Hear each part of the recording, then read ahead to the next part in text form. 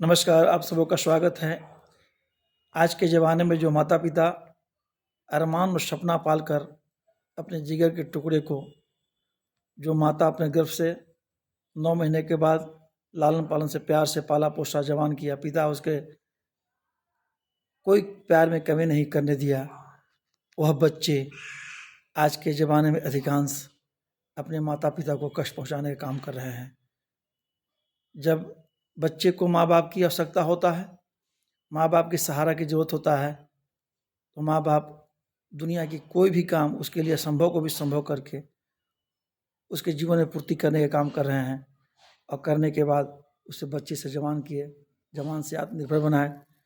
और जब बुढ़ापा में वही माता-पिता को अपने बच्चों की आवश्यकता होती है, उस समय आज के ज़माने में जितने बच्चे जो नौजवान होकर आत्मनिर्भर बनने का काम कर रहे हैं, वो माता-पिता को त्याग दे रहे हैं, माता-पिता को सेवा करने से मुकर जा रहे हैं और बुढ़ापे में माँ-बाप का सहारा कोई नहीं हो रहा है।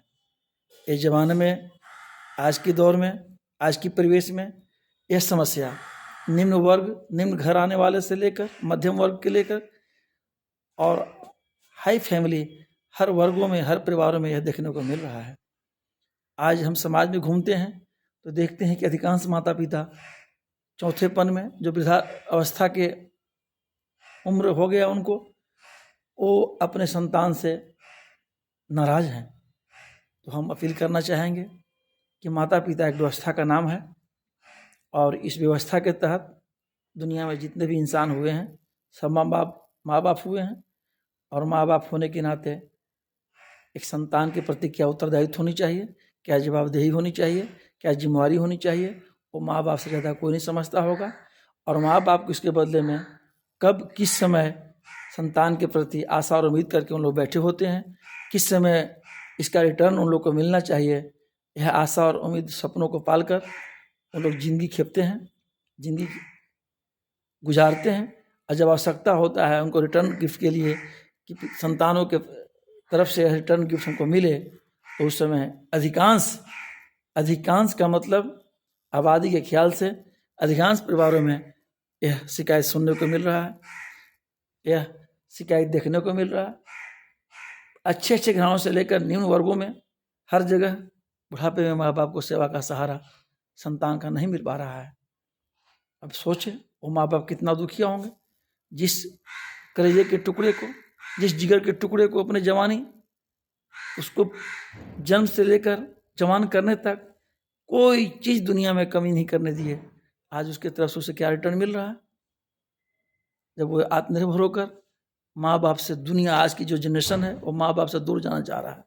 माँ बाप अगर देहात में है तो वो जनरेशन शहर पकड़ लिया, माँ बाप शहर में है वो जनरेशन सिटी पकड़ ले रहा है, बड़े नगर में जाकर बस जा रहा है और माँ बाप को भूल जा रहा है।